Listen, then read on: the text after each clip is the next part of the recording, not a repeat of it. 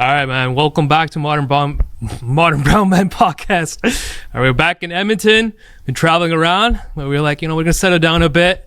Recognize the people that are here. Got a lot of, people that are not, that are very hidden from the world. And I was like, time to showcase the people here. So, but yeah, before that, I noticed that it's just me. So you're probably wondering where's Amrit. Don't worry about Amrit. Amrit's gone on his family trip. We're like, you know what? We have to make this podcast happen. So here we're at. And yeah, just want to welcome Alec from Barbershop. Welcome, man. Thank you, bro. Yeah. So I guess we'll get right into it. Let's get a brief introduction of who you are, what you're about, man, what you do. Yeah. Sick. Yeah, my name's Alec. I'm 26 years old. I've been a barbershop owner for 6-7 years now. You guys might know me from my first barbershop. It's called Compound Cut Club. And then I took on the risk to open this second barbershop. This one is actually a barbershop and car wash hybrid. Mm-hmm. So as I know, it should be the first one in Canada. Some people have done it in the US, but yeah, we kind of went viral on TikTok and social media for that concept. But yeah, man, I'm a barber here in Edmonton. Welcome back to Edmonton, I guess, bro. Welcome back to Edmonton. Welcome, man. Yeah, man. But yeah, man, I kept an eye out. I was like, oh shit, Alex is doing good. Because I remember going to Compound Cut just for a beard trim and stuff. I was like, yo, this place is sick. So I kept an eye out and I was like, yo, Alex is doing shit out here. And then when I noticed that you opened this new location, I was like, shit, this guy has a drive-in, detailing place as well too. Yeah. So where did that come from? Yeah. Was it just first? It was like, okay, I just want to open up a barbershop, or you just like, what? Was it going into it? Was it like, oh, like you can open up a decent place too? So originally, as you know, the first barbershop, we got it bumping. At one point, we got 13 barbers in there, and we had 13 clients, and then 13 clients waiting for their cut too. Mm-hmm. So in total, we had 26 clients in there one time, and at least 20 of them drove. So there's 20 cars parked outside. Yeah. So I'm like, shit, if I just paid a homeless guy to wash their cars, I would have made double. Yeah. That was kind of the idea and how I came up with it.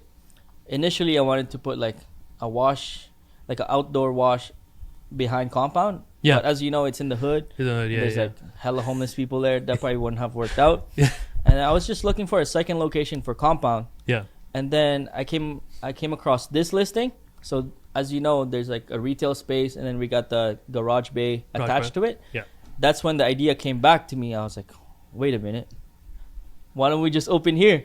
Yeah. And then this used to be like an old Enterprise. Okay. So this is like a car rental place. Okay. And then I was like, fuck it, let's take the risk. Let's open that idea that I had. Mm-hmm. And it was way easier than if you were to start it from scratch. Yeah. Because the hardest part of opening this type of business is probably the zoning. And it's like, oh, what type of business is it? Is it commercial? Is it retail? Is it industrial? This one already had the perfect zoning. So this is retail. That one's industrial. Yeah. So I'm like, fuck it, let's do it. Let's just do it, man. That's sick, bro. But yeah, we'll probably get into more details, like more just like the beginning, how you started and stuff, because we have a much more. Each of us that are trying to pursue something have a much more bigger story behind it, right? It's not usually, put out there. People don't really recognize that. So let's get more of a background, when you first started, like maybe you were working a part-time gig and you're working trying to build up your barbershop. How did that all started then? Yeah. So I actually first started cutting hair because I couldn't afford haircuts. Yeah. So me and my friend, we needed haircuts. I think it was close to graduation, his graduation. And we were broke. We're like, fuck it. His dad had a pair of clippers. Yeah. And we go on YouTube. We search up how to do a mid-skin fade. Usually, if you're trying to cut your own hair, you're not going to go straight to the fade. Yeah. As if you're a barber, fading is the hardest thing about cutting hair. We went straight into that. I used his dad's clippers, and I messed him up. I messed him up bad. And then I think I did that again. Like a few weeks later, I was like, after my second cut, I already told myself, all right, this is it. This is fun. I like to do this. I'm going to become a barber. I already self-identified myself as a barber from there. And yeah, I met Jules, so my business partner at Compound. I got a haircut from him. I had to wait like 2 hours because at the time there was no such thing as appointments. Yeah. So I waited there for this guy. I heard of him from my friend's brother. I was like, you know what? Let me go get a haircut from this guy.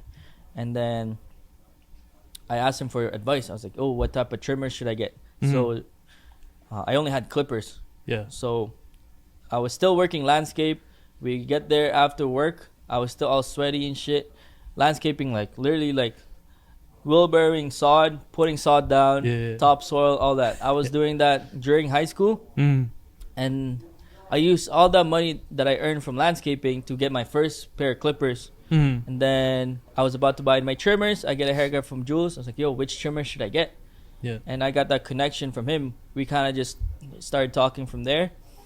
And then the barbershop he was working at, he was going to go on vacation to the Philippines. Yeah. You know the Castle Downs ones? Have you been there? Where? Castle? Castle Downs. So Blue and me actually started at the same time because Jules was going to go on vacation. Okay. Yo, we need backup. Yeah. And during this time, I wasn't a really good barber yet. I was cutting in the basement. Yeah. Cutting for free. Oh, shit. Okay. Cutting for free, actually, just because I didn't know how to cut yet. I didn't know how to cut hair yet. I'm like, okay. So I got the opportunity to cut at the barbershop. Yeah. Just because I got a haircut from Jules. And when he went on vacation, me and Blue took over. And then a barbershop really forces you to learn because you don't get to pick what type of haircut you want to do. People come in, they just need to do, they just want the haircut that they want. Yeah. And I just have to force myself to learn those cuts. And I had mentorship from other barbers there, obviously. Yeah. And yeah, me and Jules kind of had the plan to open a barbershop from there. And 2-3 years later, we opened up Compound Cut Club. That was my first shop. I opened that when I was 20 years old with Jules. Oh, shit. Yeah. I think he was 25. So I was 20 years old. He was 25. That was our first barbershop. And we just learned as we went. We didn't know how to do marketing. We didn't know how to run the accounting. We didn't know anything. All we knew was how to cut hair. Yeah. So that was kind of like my learning process for me, my first barbershop. Oh, shit. And yeah, the idea came about. It's time to open another location. That one was already bumping. Yeah. And I wanted to open up this one.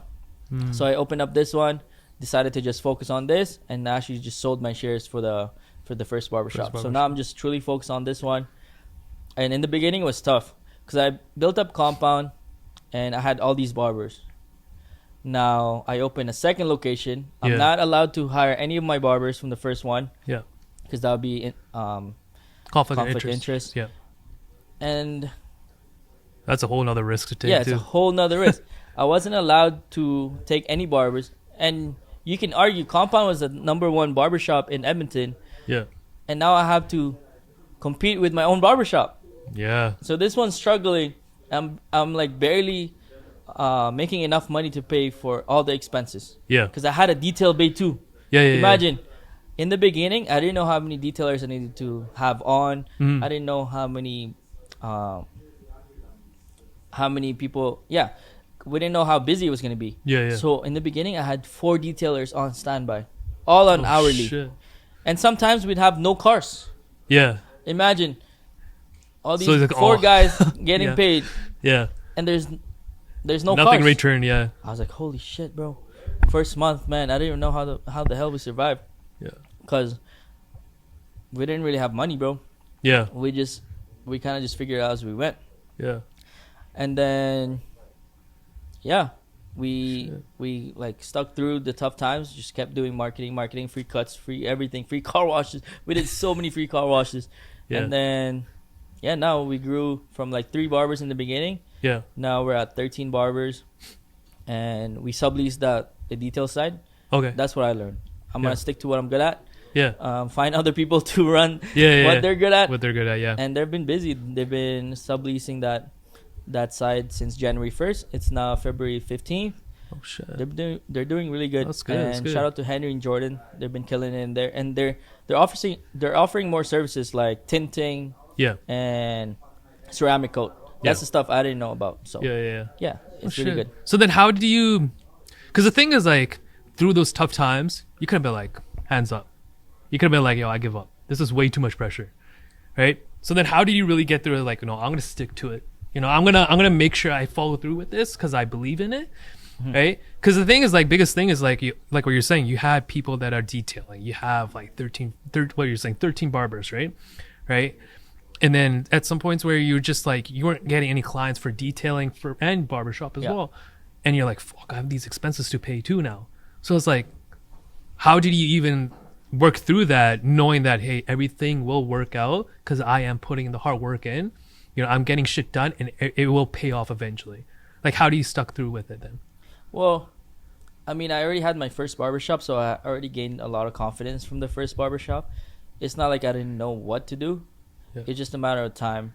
So for me, I know if we just keep doing really good haircuts, even if it's free at first, if it's so good that I can get them to come back, that will build business later on. Yeah. It was kind of just like, what's the alternative? What am I going to do? Just give up and close down? Yeah. Like, there's always money available. You just need to ask for it. Like, yeah. Like, worst case scenario, I borrow money from my friends. I got lots of rich friends. Like, okay, I'll pay you back. Yeah. It's just a matter of time. Yeah. I never really had the doubt, like, that we were going to go bankrupt. Yeah. It was definitely possible, but for me, I knew I was going to figure it out just because it's just money. Like, I can ask my friends for money. I never had to get to that point, but... Yeah. But you had the right people in your corner in that sense that believed in you in a sense. Yeah. Like, yeah, they all believed in me because I had my first barbershop too. Yeah. And, yeah, giving up was... Yeah, it wasn't really an option. Yeah. It's just a matter of I'll figure it out. Yeah. So then what would you say, like... Because you're 27, right? Am I correct? This 20, year, yeah. Okay, I gotta make sure. But, like... Okay, so if we were to talk about a lot of the kids nowadays, like, in their 20s... majority of them, I'm not going to say like all of them, but majority of them are not willing to stick through it, right? Let's say they come up with an idea. There's a lot of entrepreneurs now, right? A lot of kids that have great ideas, but they're so influenced with instant gratification, with like instant money. Like, I'm good, right? But they're not willing to work through like, the hardship that you've been through. A lot of the other people that are creating companies, they're like, hey, I got this. This doesn't take patience. I know everything will work out. But now kids nowadays are so influenced with like, they're trying to compare themselves with like people that are already rich and already established. Like, hey, I can just take the shortcut and just get there, right? So what would you say to those kids? Like, hey, like, if you do pursue that route, like eventually you're going to be dealt with like hardship and you're going to have to face that hardship. Yeah. Right? So then what would you say to those kids? Like, like they're going to struggle eventually. You're going to have to face struggle. Yeah. Right? So then what would you say, like, well, if you were to give guidance to your younger self, let's say in that sense. Yeah. Do you think it's just false expectation then? These guys are expecting it to be easy. I think if you're going into it knowing it's going to be hard, it's all expected at that point. Yeah. So, yeah, I'm going to tell it to you now as an entrepreneur, 6-7 years into it. Yeah, don't expect it to be easy. So expect not to make money in the first 5 years. And actually, even me right now, I'm not making money yet. I'm still paying off debt that I had to take to open this place. Even with 13 barbers now, we're just finally seeing profit, right? Yeah. Yeah, I don't know who you're watching that making you expect like business is all this like easy, you know, freaking riding a bike, I guess this is your first warning, like, yo, if you're gonna get into it, it's not gonna be easy. Whoever tells you otherwise, don't believe them. That's all it is. It's just false expectations, right? Yeah, so if you're gonna get into, I don't know, drop shipping, you're gonna get into videography, content creation, you're gonna get into Amazon FBA, you're gonna get into course creation. Don't expect it to work out the first time. Expect to suck, but it's you and your skill set that you're building, not how much money you're making. Well, that's 100%. Yeah. So same thing. Like, I'm right on point with you. It's just, I find a lot of kids are pursuing that route just to take a shortcut, knowing that it's easy, right? And my thing is this: you might get the money, right? You might, let's just say in 5 months, you make the money that you want, and you didn't have to you didn't have to overcome any obstacles in any sense. But after that, just know that be prepared to be dealing with struggle in some sort of way, right? Yeah. And you might have taken the easy route, but life is going to pivot you back to what reality is.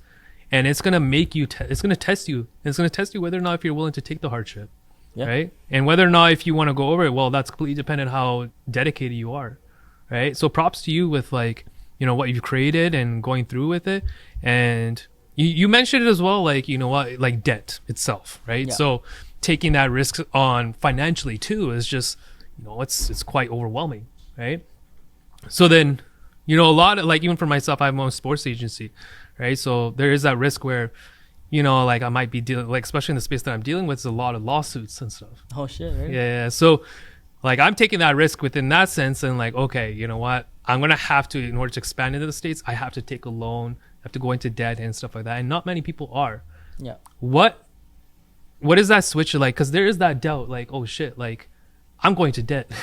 Like this is not my money that I'm making off of. Like, how do I, like, should I do it? Like, you're in that position where like, fuck man, I don't want to be in debt in something because I'm not making money right now. Yeah.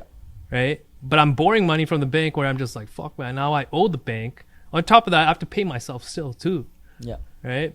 So what would you say with that regards? Like, it's kind of like that good debt, bad debt kind of thing. Right. So should people have a side job in that sense? Like, okay, I should use my side job to feed my business, or maybe just, getting into debt and having that money right away, and then, supplementing your business. I mean, this is so subjective to who we're giving the advice to. Yeah. Literally, like, some people can't function with risk, right? Yeah. It really, like, it's like investing advice. It's like, okay, what do you know? How well do you take on risk? Mm-hmm.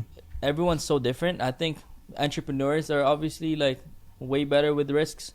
Yeah. If you actually want to be a real like good entrepreneur, you should start practicing how you take on risks. Take on risk, yeah. Because it's part of the game. Like, it takes money to make money. Yeah. Like, I could have just been like cutting in my basement and not taking on the risk to open a barbershop. My first barbershop and even this barbershop. But obviously, I'd be stuck with a job. So if you don't want a risk, just stay with a job. Yeah. That's literally what entrepreneurship is. It's just taking on risk. It's just betting on yourself. But to set a good expectation, just think of entrepreneurship as like, okay, you're willing to just do anything. Because it's not about really what you do. It's about what you're not doing. Because for me, my first 8 months, just cutting every single day, and I wasn't going out. I wasn't spending time with the wifey. I wasn't spending time with anything, just in the business. So if you're willing to just lock in and not do anything else other than business, then you should be good. But most people are not really trying to sacrifice video games. They're not really trying to sacrifice, date night. They're not trying to sacrifice anything. So ask yourself that first. If you're about to take that loan, okay with it, are you okay fucking working 24/7? You might not have time with your girl no more. Heck, man, even at that point, even if you're working 24/7, like you're still not paying yourself. Right? You're like, you have all this, you have a whole team to take care of. Plus, like, you have other, like, you have the space that you're subleasing too, that you have to pay people for that too, right? So it's like, yeah, man, it's a rough road to take, but it's very, how would you say it? Like, it's very satisfying when you finally, everything comes to reality, right? Fruition. But you mentioned about, date life and, your wife and stuff. Congratulations again on your baby. Thank you, man. How was it with your relation with your wife while building this stuff up? Because I'm pretty sure you probably took a huge hit on it. Oh, yeah, bro. Literally, like, the first year of our business here. Like I probably spend like an hour with her every week only. Oh shit. Yeah. And she expected it. Yeah. Like I had a talk with her before. It's like it's gonna be a tough time. Yeah. And she's always known that I always prioritize business first. Yeah. So that's how I knew she was the one. Like I've always told her you're number 2 after business, and she was okay with it. Like she knows this is what I love to do. Yeah. And obviously we're having a kid now, so we're gonna prioritize more of that. You know, the first 5-6 years of our relationship was just building. Yeah. Now we can finally like take some time off and focus on the kid, but I'm still gonna be grinding though. Yeah. I already know, like, once everything's set up, yeah, I'm optimizing for productivity still. Yeah. Yeah. And then so because a lot of relationships are now very temporary, right? Like they'll last for a few months and then it's just break up.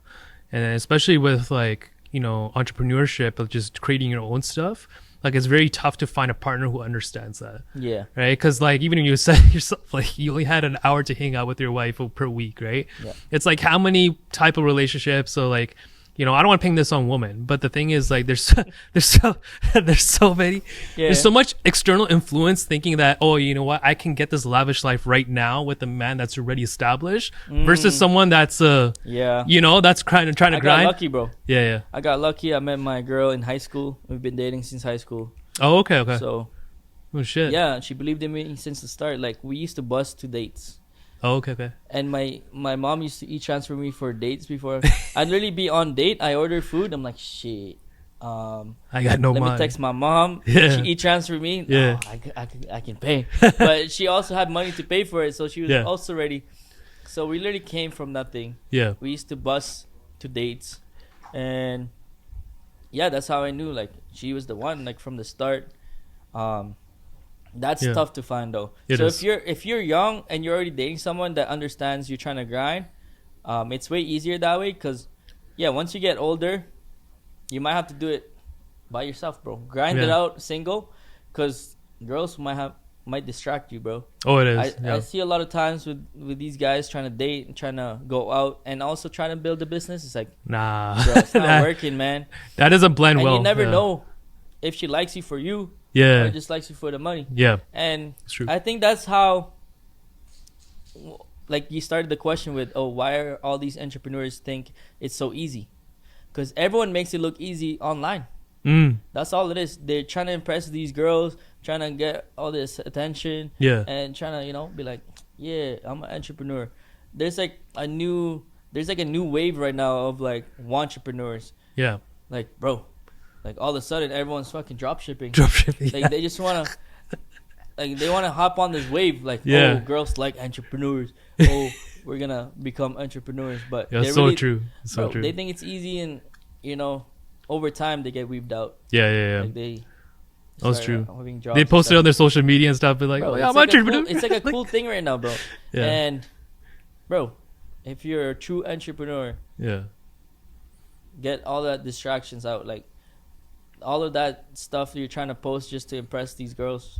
Oh, bro, it's like just real entrepreneurs see through it, bro. Yeah, it's like, bro, are you really doing that because you're really grinding? Like, you know, like, everyone be posting how late they work and shit. Like, bro, are you just doing that to impress people, like girls? Yeah. Because real entrepreneurs, like, bro, it's just a normal, like. Yeah. No, it's true. Yeah. And where I was going about with this is like. This is another thing too, is like, I'm curious to know, do you think that you would be as motivated, we working as hard if you were like, you're in a relationship compared to if you were single? I think I'd work way harder if I was single, because I still do spend time with the girl after work. Because when she went on vacation to Philippines, I was grinding, bro. I would get off work here and then go to Denny's right after, edit some videos and content. Yeah. And it's just time. Like, you only have 24 hours.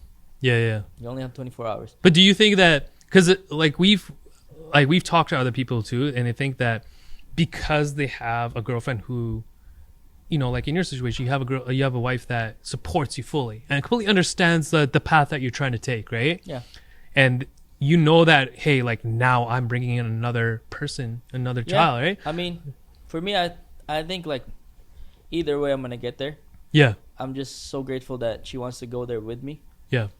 Like, I don't think, like, obviously, like, it helps me that she's not going against me, Mm-hmm. but I'm gonna get there regardless. Regardless, yeah. I'm gonna get there regardless. Obviously, with the kid on the way, it's kind of putting more of a time limit. Like, oh, I gotta get shit figured out. But at the same time, bro, I had to provide for my parents. Yeah. Like, all these people, I asked them, oh, do you want a kid? Most of them are like, oh, I gotta get my shit together first. Bro, my parents never got their shit together, and I turned out fine. Yeah.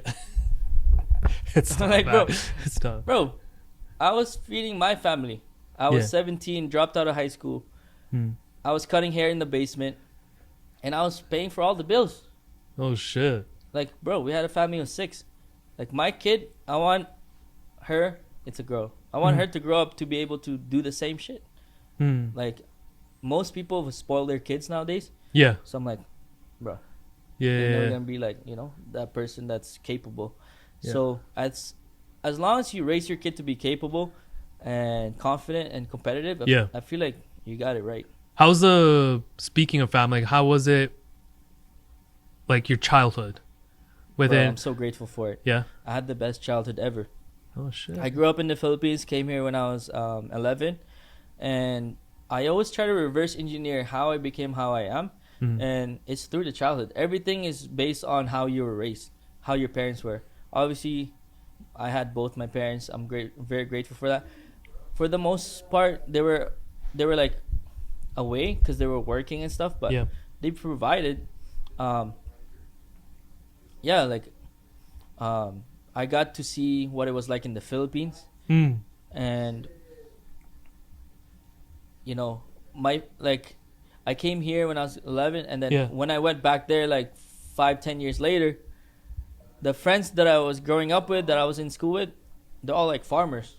Oh shit. Okay. Like, my worst case scenario here in Canada is like, oh, I filed for bankruptcy, all your debt goes away. Yeah. But like, if I would have stayed there, my worst case scenario is like, I'm farming, right? Yeah. So it's like the amount of opportunity that I was given just by being here is like, I'm forever grateful for it. And most people don't have that perspective. Yeah. That's why it was good that I grew up there. Yeah. I don't know what it would have been like if I grew up here, right? Yeah. So yeah, I'm very grateful for that. And my parents raised me to be pretty confident, and they were supportive of everything. Even even when I dropped out of high school, they knew, oh, you like to cut hair? Fuck it. Yeah, just pursue that. Damn. And yeah, they didn't care, man. Damn. Yeah, they were very supportive. And that's how I'm going to be with my kids too. Yeah. Well, that's not something often you hear. Especially being raised in an immigrant family. Yeah. You're usually like, nah, man. Get your degree, get to 9 to 5, you're good. Right? Yeah. I've been lucky enough, like lucky enough that my father, my pops, he's like, I see you putting in work. He's like, I know what you're doing it for. Sick. Right? So it's interesting to say, because there are, families out there that are like, parents are out there that are actually supported, and it's not often you hear it, right? Yeah. So it's good to hear that though, like, and this is not to bash the parents, like, the parents are trying to look out for you at the end of the day, right? And they're just trying to take the route that's more safer, right? Because you know how much risk there is trying to raise, trying to build your own business and all that stuff, right? Yeah, and that builds character. Like, if there was no risk, did you really build that skill set to make it work without anything? Yeah. Because if, let's say, your parents are supportive and they gave you all the money, but it's like, did it really create you to be a resourceful? Yeah. So you still have to look between the lines, if you know what I'm saying. If you take on another perspective, like, I'm not trying to jinx it, but let's just say, like, if this does not work out, those 9 to 5 jobs are always going to be there. Yeah. They're always going to be there, right? Like, your mindset mentality is fully 100% into this, knowing that I have to do it. Yeah. Right? Because, like, what else are you going to do? Like, besides this? You can go back to a safe job, 9 to 5, but you're not going to establish anything. You're not going to build the skill sets, right? Yeah. Right? This stuff is like, you're taking risks. You have to force yourself to learn skill sets. You have to you got your barber yourself, and then as a business owner, you got to figure out how to like operate your business properly too, Yeah. right? So, but yeah, I mean, jobs are still really good. You really get paid to learn for most of the really good jobs. yeah, So, I mean, you can learn by being in a job and then start your own. But literally, business and entrepreneurship, opening up your own business, forces you to learn them instead of like you have to. most people are like, most people don't have the urgency. So yeah. if you truly want to just force yourself to learn something new, learn how to make it work, open a business. Yeah, 100%. And then, I was like taking a look at Instagram, and then I noticed that actually it was just recent today. Before I noticed that, I was like, oh shit, like he's, he talked to, you met Alex Mosey. Yes, sir. Right. Today I actually noticed that you actually had a video call with Gary Vee as well. Yeah. So, explain the situation, how it went down and just the experience behind it. Which one first? Hormozy? Let's do Hormozy first, because Hormozy. So I go to this like video conference in Vegas. It's Grow with Video Live. Sean, what's his face? It's the YouTube guy. He hosted it. Hormozy was there and Gary Vee was there actually. Oh shit. But yeah, I got to meet Hormozy there, and I said what's up to him. I had to catch him in the hallway. I knew he was coming up next. I was like, I'm gonna go to the hallway, talk to him, and this is actually not even part of how I got to cut his hair. So Hormozy and Layla were there. I tagged Layla on a story. She reposted it. I was like, oh, sick. Yeah. And then fast forward to like a month later, bro. So this is not even part of the conference anymore. Yeah. But it's part of the story. A month later, I'm going to Vegas to cut Ryan Pineda, which is someone else I met at the conference. So I'm cutting Ryan Pineda because I got to meet his videographers. I told his videographers, I'll fly out again if you get me to cut Ryan Pineda. So I'm about to cut Ryan Pineda. On the plane to Vegas, I replied to Layla's story. It was just a video of Hormozy. It was just him honking at someone. Yeah. I replied to it, ha ha ha. Why is that so funny? Yeah. I didn't even expect her to reply. Yeah. And then she saw the message because I think she saw it because I tagged her at the conference a month before. Okay. Yeah. So she saw the DM and she replied. I was like, oh shit. Yeah. She replied. Yeah. I didn't expect her to reply. So if you don't know Layla, this is Hormozy's wife. And I was like, shit, I'm already going to be in Vegas to cut Ryan Pineda. Yeah. So I used Ryan Pineda's name and I shoot my shot to Layla. Hey, Layla, I'm already cutting Ryan Pineda. How would you like Alex with a haircut too? Yeah. Same day. Yeah. And, bro, she said, yeah. Yeah, sure. Shit. She connected me to her assistant, to Hormozy's assistant. And, yeah, I cut Ryan Pineda like 9 a.m. I cut Hormozy at 11. At 1 p.m. And yeah, he lives in the penthouse in Vegas. I got to cut him there in the washroom. Shit. Yeah, it was sick. Damn. It was a good conversation. Sweet. Yeah. But yeah, I'm pretty sure you heard of Hormozy's story, right? Yeah. Of course, bro. I'm the biggest Hormozy fan, bro. Yeah. But yeah, like how he, especially with Layla, like you hear it all the time. I'm pretty sure dating her is a business move for Hormozy, bro. Yeah. I feel like Hormozy loves business so much that he was like, I'm going to marry this girl. Yeah. Because, bro, he's making the most amount of money when he started dating her. He started dating her, because she's like one of the top salesperson for the gym. Yeah. And then he was probably like... Yeah, that's crazy, though. Like, but there's also the side of like, he told a story of he was on Diary of CEO podcast. Yeah. And he even mentioned, he's like, they went through shit. Yeah. Right? Like there was a time where he mentioned to her like, I guess he didn't get paid or something like that from a client, and he's like, he told her like, I'm done here. Like it's best for you to leave. And then, bro, at that time though, think about it. Hormozy already sold his gyms. He already had a bunch of gyms. Yeah. He knows how to make money so fast. I doubt Layla didn't believe in him. Like if you look at it in that way, Layla probably knew he was gonna get fucking pull up, some shit. It's like Hormozy says that story, making us feel like, oh, she believed in him when nobody did. Bro, everybody would have believed in him at that time. Yeah, I guess that's true. You know what I mean? Yeah, no, it's true. I know what you're trying to say. Yeah. She believed in him when no one did. No one did. Yeah, no, it's true. And then how about Gary Vee? So Gary Vee, I was just in the right place at the right time, bro. Yeah. Literally, I go on YouTube. I start working here at 7 a.m. I go on YouTube trying to play some background music. And then I seen he went live, bro. Right at that second. Yeah. I joined the live. On that live, he says, buy my book, get on the live with me. Yeah. I was the first one to buy it. There's a questionnaire. I think most people try to think of a question. Because on the questionnaire, you have to write down your question. Yeah. Most people was probably trying to brainstorm, oh, what's a good question? I didn't give a fuck. I was like, let me ask him some random shit. I filled it out. First one to buy.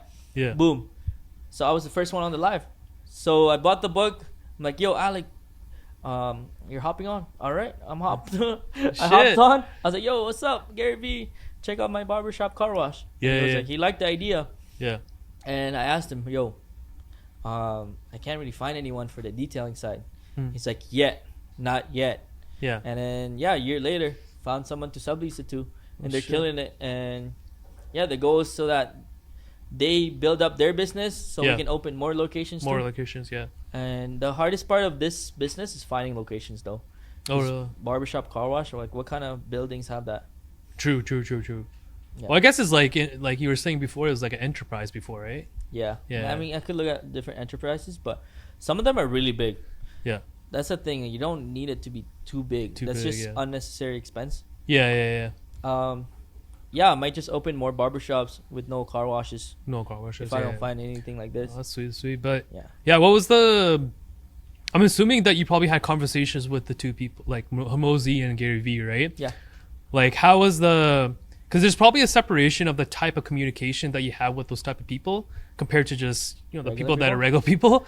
You know, it's actually, there's no difference, bro. Oh really? Okay. I wasn't even nervous to cut Hamosi. I cut his hair. I had a whole 40 minutes with him. Right off the bat, I asked him, how much time do we have? Just so that it shows like, okay, respectful.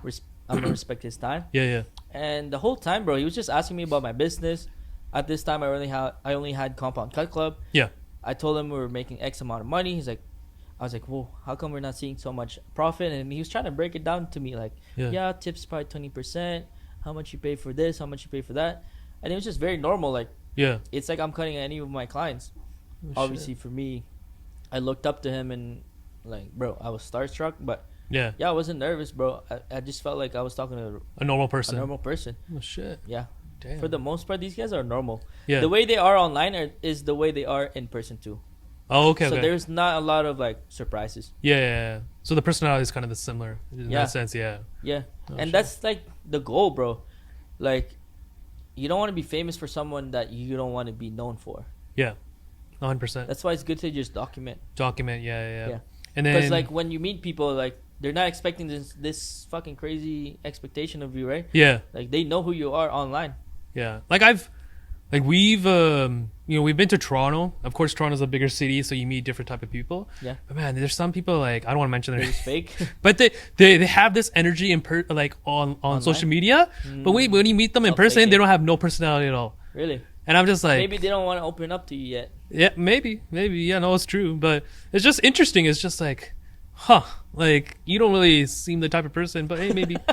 I don't know, man. Maybe it's just, whatever they're going in their head. But yeah, man. And then just really kind of going back to like financials, like money side of things. Yeah. Kids that are trying to pursue something and trying to develop their skill sets. Like, how do you go about with like, how should this start?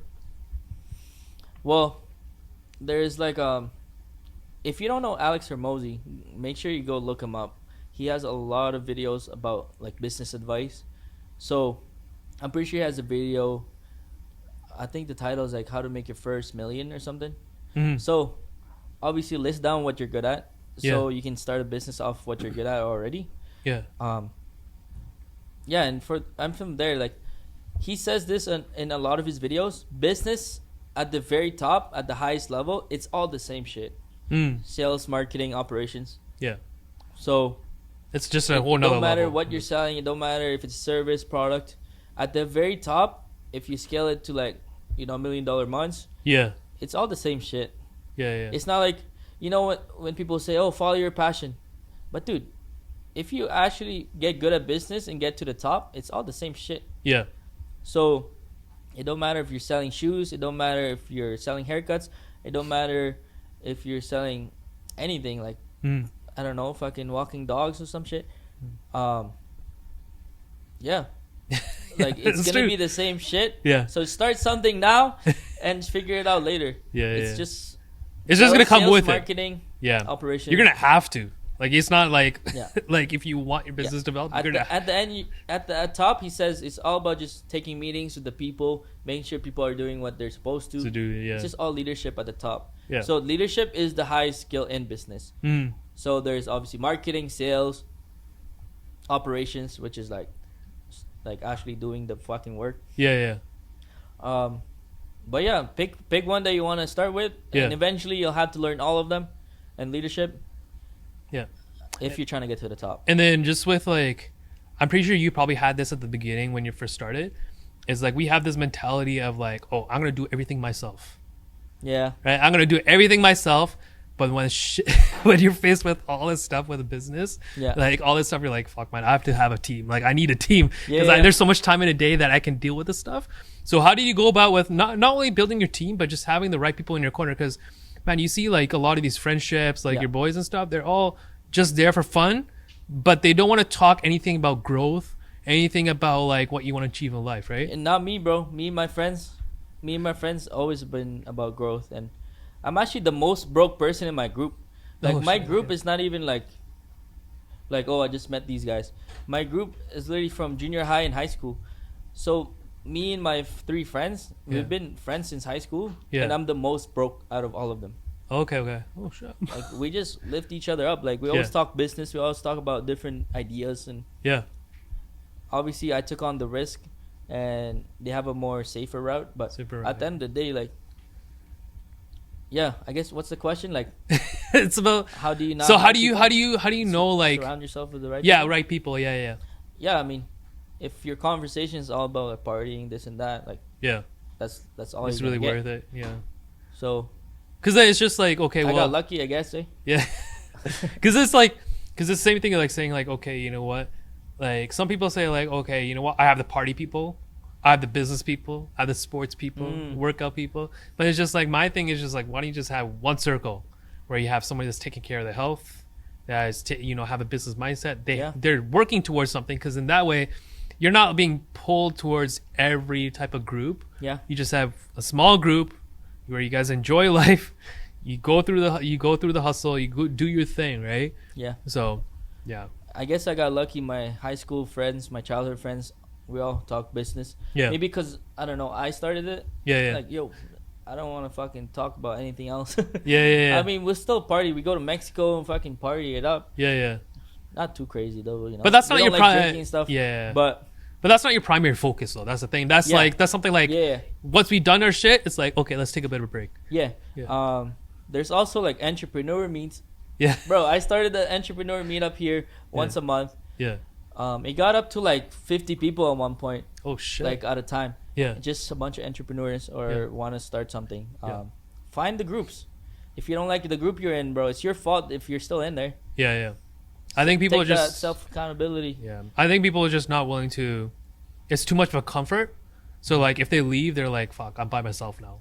Like Yeah, they don't like to be lonely. they don't want to be lonely. It's too much pressure, because then it's just like Yeah. it gets to your head, right? It's just like, fuck, like now all these responsibility that you are supposed to take care of, that you're supposed to like all these hardship that you're supposed to handle, you just feel like you're by yourself. And like hanging out with those Yeah. people that are party, it's like, oh man, I can push it to the side. I can just enjoy life right now, you know? Yeah, I guess Yeah, they need to find that urgency and like, bro, entrepreneurship is lonely, so it is lonely. It is that's lonely. why it's good to have other entrepreneur friends. Yeah, 100%. And then I think we're getting pretty near to the end of the podcast. Yeah. But yeah, so kind of cutting it close here, but a question for you is like, I tend to ask a lot of people is that, do you feel satisfied where you're at? Do you feel satisfied that you've accomplished enough to the point where you kind of like, you can ease it up a bit? Or do you find that, I have so much more to, to accomplish in that sense, right? Yeah, it's always good to appreciate where you're at and where you came from, obviously, but Yeah. never stagnant, right? Yeah. Satisfied is like a different word. I feel like never satisfied. Yeah. Never satisfied. but at the same time, be appreciative. Yeah. Be grateful for what you've built. Yeah. Because that's literally like the biggest. That's like the biggest argument of entrepreneurship. When is enough? Yeah. When Yeah. is enough is enough. Like It's if never someone told Elon Musk, "Yo, it's good, bro. You sold PayPal." Yeah. When is enough? Yeah. So you truly, the winning is just self-awareness. Yeah. How well you know yourself is that's success. Success. Yeah. That's success right there. Mhm. Like most people feel like, oh, I'm good right here. That's Yeah. why they never take on the risk. Yeah. But to them, like, okay, you know what you want. You're good. Yeah. Like I don't hate people for that. Like, yo, you're actually good. But yeah, most people don't know what they want yet, and that's why they're never able to get there. They're They're never happy. Yeah. For me, I was happy in my basement cutting hair. Yeah. I was happy with my first shop. I'm happy right now. I'm gonna be happy because I know what I want to do. Yeah. It's not even the fact that I want to make $1 million a month. I want to make X amount of money.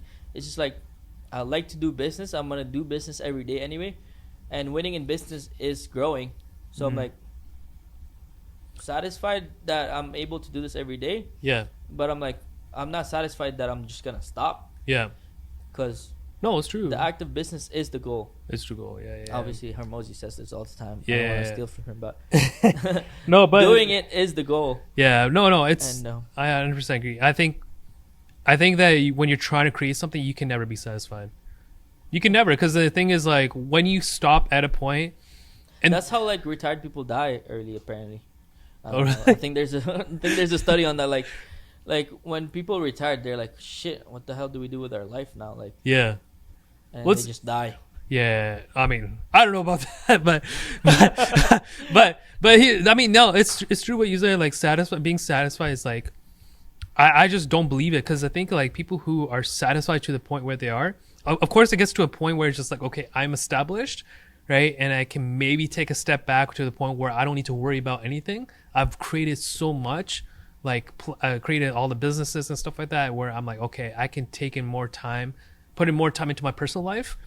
But till then, I think you can never be satisfied, because the thing is always in your head. It's like, fuck, I need to do this next. Now I have this idea. I need to make sure I pursue That's that. the thing, though, bro. Even then, like people think, oh, one day you're just gonna look back at what you built and just live off of the fruits of the labor. Yeah. But, bro, when you're older, you're actually the best at business. Like, that's Yeah. when it'll be even way more fun to do business. Yeah. Like, I feel like all of these years in our 20s, 30s, 40s, 50s is just learning, bro. And then once you're older, you're actually the best at business. Like, you're Oh, actually shit. gonna want to do more. I feel Yeah. like. I mean, Interesting. like I said, it's all about self-awareness, what you want to be doing. Yeah. If you truly want to be just doing, like, sitting on the beach with your family, looking around, and that's truly what you want to do, Go for you it. won. Yeah. You won. It's not about being satisfied or not satisfied. It's really just knowing what you want to be doing Yeah. and just keep doing what you want to be doing. Do you find that then, if you get to that point, you'll have regrets? Like, Oh. fuck, I didn't have enough time. I didn't do this. I didn't do that. No, like, I have so much like self accountability and self like it's all my fault. Like if I didn't do this, it was my fault. Yeah. Like this is what I put myself into. I knew going into business that this is what I signed up for. Yeah. I'm never gonna like be like, oh shit, oh I didn't have enough time for this. It was my choice. Yeah. Everything was my fault. Yeah. And yeah, I chose to do business because this is what I like to do. Yeah. And if you don't like to do business, don't do business. Don't do So- business. Yeah. So it's literally just all about self awareness. What Awareness, you want to do. That's winning. Yeah. That's literally winning of life, bro. Because once yeah. you know what you want to do, just do it, Just do and then it. you're winning. Yeah. Yeah. Like That's most true. people take It's true. fucking, they're like 80 years old and they still don't find out. They find So- out, yeah. As soon as you find out what you want to do, Do it. you won. Yeah. You won in life, bro. Like, bro, in my basement, bro, I had the same amount of happiness as I am now. Mm. Your You- happiness never goes up and down, bro. Yeah. Yeah. Happiness doesn't go up and down. Yeah. Once you know it. Well, you wanna know do. that, you're going to go through a tough time. So you're going to be like, of course, you're not going to be satisfied. You're not going to be happy. You just know that I expected this to happen. It's going to happen. Like, I'm like me just crying and it's not going to resolve anything at all. Like, okay, it's I've like, never even like stressed out or I Yeah. never got burnt out. Yeah. None of that shit. I don't believe in all that, actually. Yeah. Yeah. I don't believe in all that. Yeah. Like, bro, this is what I like to do. Yeah. I just have so much gratitude towards, like, bro, people couldn't, like, if I was in the Philippines, I'd be farming, bro. Yeah. Yeah, that's crazy, man. That's crazy. Like, as soon as people, like, realize that for themselves, Yeah. I hope they do, right? Yeah. Like, bro, you won. Yeah. You're grateful. You're grateful in Congratulations. the area of opportunity that you've taken in that sense, right? Yeah. Yeah, but yeah, I think that's about it. We touched on a lot of stuff here. I don't know if you have a few last words. By all means, share your social media if you want. Yeah. If you have anything going on, by all means, man. If you want to say anything. Yeah, we're gonna hit 2 years here at Drive-In Barbershop. We're really grateful for all the support the city has given us. Thank you for coming here. Yeah, for sure. Obviously, Edmonton has, like, we're trying to put Edmonton on the map. Yeah. Like, this is the first barbershop car wash in the country, and hopefully we can be everywhere soon, inshallah, you know. Yeah, no, for sure. Yeah, if you want to come get a haircut, we have 13 barbers. Obviously car wash, we have Car wash, Henry yeah. and his team at Yeah. Attention Automobile Detailers. Yeah. But yeah, we're open 7 days a week. Yeah. Pull up, man. We're on Gateway. Yeah. Southside. If you made it this far, DM me the word free for one of my barbers to hook you up with the free Ooh. cut. Bro, You got it. But only first 10 people, bro. Oh, for 10 people. Come on, man. Yeah, man. So make sure you support us. Comment, like. Make sure you support Alec as well. We'll make sure to throw in his social media with his Drive-In Barber. Everything, man. We're here to support. Thank you, bro. Of course, Edmonton has a lot of potential, so we'll definitely keep in touch and, keep along with his journey. But yeah, make sure you support us. MBM, be out. See ya.